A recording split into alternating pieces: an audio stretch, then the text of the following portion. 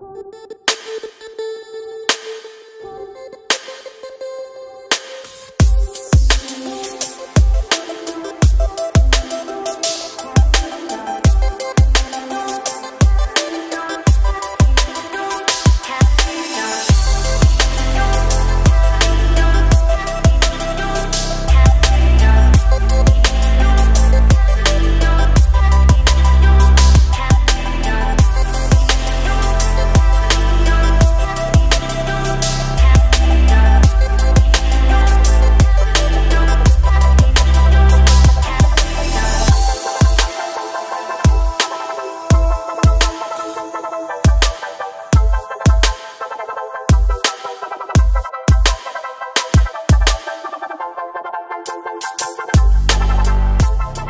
voudrais commencer par saluer les enseignants qui sont ici. Vous êtes la raison d'être de ces journées de l'innovation, vous en êtes les acteurs. On va bien le voir en se promenant sur les stands, puisque c'est vous qui présentez les innovations que vous avez mises en place cette année.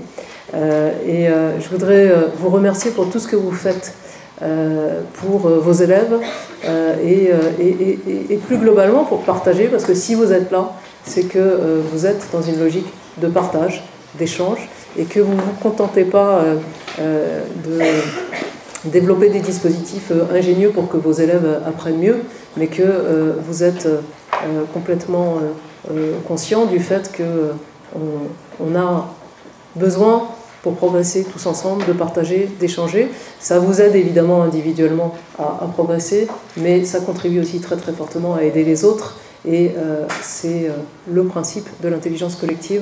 Et donc je voulais vraiment commencer par vous saluer et par vous remercier pour tout ce que vous faites et par vous encourager à continuer. Dans notre stand sur la ludification, nous présentons plusieurs formes de pédagogie active qui permettent de réactiver des connaissances chez les élèves en utilisant de nouvelles méthodes. On utilise notamment des jeux de cartes, des jeux de plateau, mais aussi des jeux vidéo, sous forme de jeux vidéo d'escape game qui sont répertoriés dans un site qui s'appelle EducaGame. Donc, ces jeux peuvent être soit sous la plateforme Geniali, soit sous d'autres plateformes qui sont expérimentées par Théo, qui s'occupe de la programmation. Alors pour la programmation, j'ai utilisé un logiciel qui s'appelle Construct 2, qui est un logiciel de programmation sans ligne de codage. Il se fait que par des blocs de gestion et on peut créer pas mal de jeux vidéo, surtout de plateformes, grâce à lui. Bonjour, Vincent Protte, professeur de mathématiques et référent numérique du collège André Masson de Saint-Loup-sur-Semouse, en Haute-Saône. Alors mon projet est très simple, c'est un projet actif. Donc les élèves travaillent sur des projets ou sur des activités, font une synthèse des idées et réalisent une vidéo que j'intègre à mon blog. Alors ça permet aux élèves de mieux fixer leurs apprentissages, ça permet de les motiver, ça permet aussi aux élèves en grande difficulté d'être valorisés puisqu'ils réalisent des choses qui peuvent être vues par d'autres élèves. Et j'essaye maintenant d'y intégrer de l'analyse réflexive. Donc les élèves arrivent, à l'aide de cette analyse, à mieux fixer aussi leurs apprentissages, à mieux mémoriser.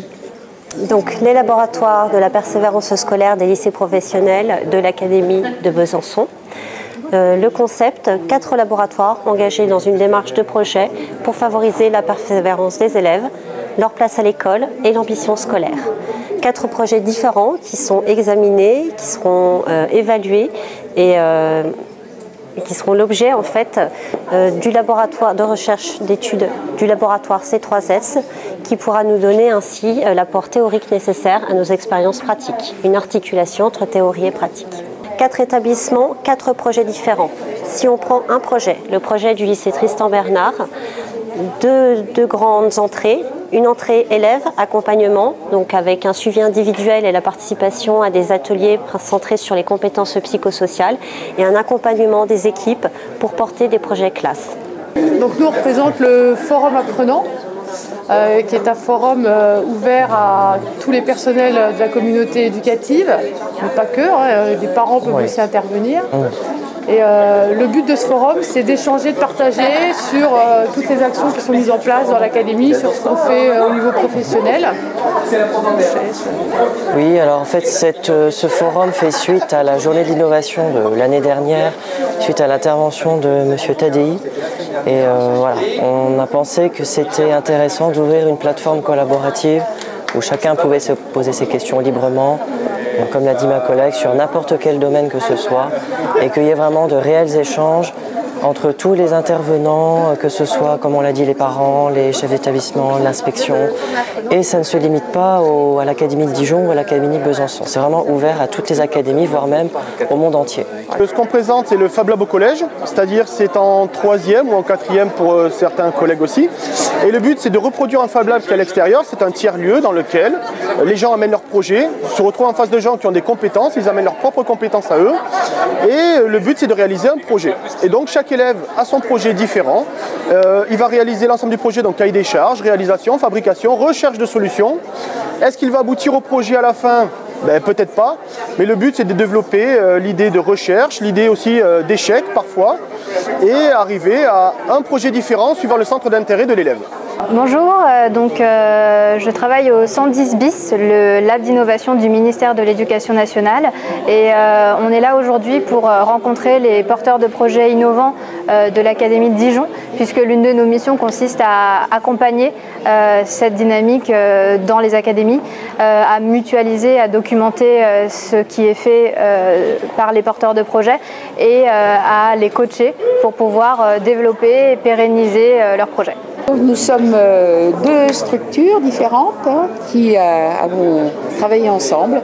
Le club UNESCO de Dijon et environ, qui a apporté à la fois des valeurs, les citoyens, les citoyennes, dans la construction d'un monde de justice, de solidarité et de paix, et du matériel, on va dire, pédagogique à partir de ces voyages en Afrique et du contact avec les enseignants et enseignantes du Sénégal.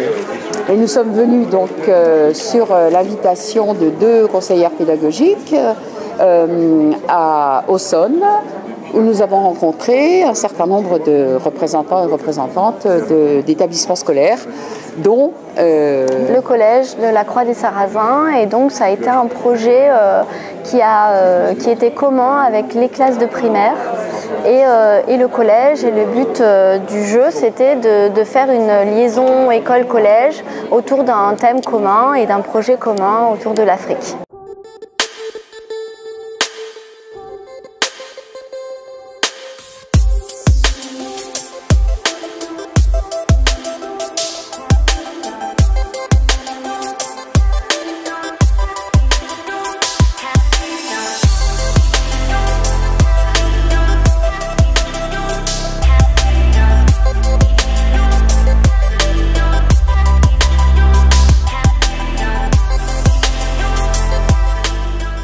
Alors bonjour, je suis un des cofondateurs de la startup MirageMake.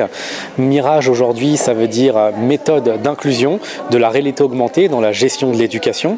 Donc on a créé avec un professeur de physique-chimie une boîte à outils numérique pour les professeurs qui va permettre de faire plein de petites choses. Ce sont plein de petits modules et vous allez piocher dans ces modules ce qui va vous intéresser pour votre cours. Donc on va faire de la réalité augmentée, de la réalité virtuelle, de l'aide à la lecture, de la gamification et de l'évaluation interactive, c'est-à-dire de faire des QCM en ligne ou hors ligne au sein de notre module d'évaluation. Donc le projet Mirage, il est global. C'est d'une part des applications qui sont gratuites et clés en main pour les professeurs et d'autre part un éditeur qui permet donc, comme je l'ai dit, de l'aide à la lecture, de l'évaluation, des quiz, des QCM et de la réalité augmentée. Vous retrouvez tout ça sur notre plateforme mirage.icedu.fr.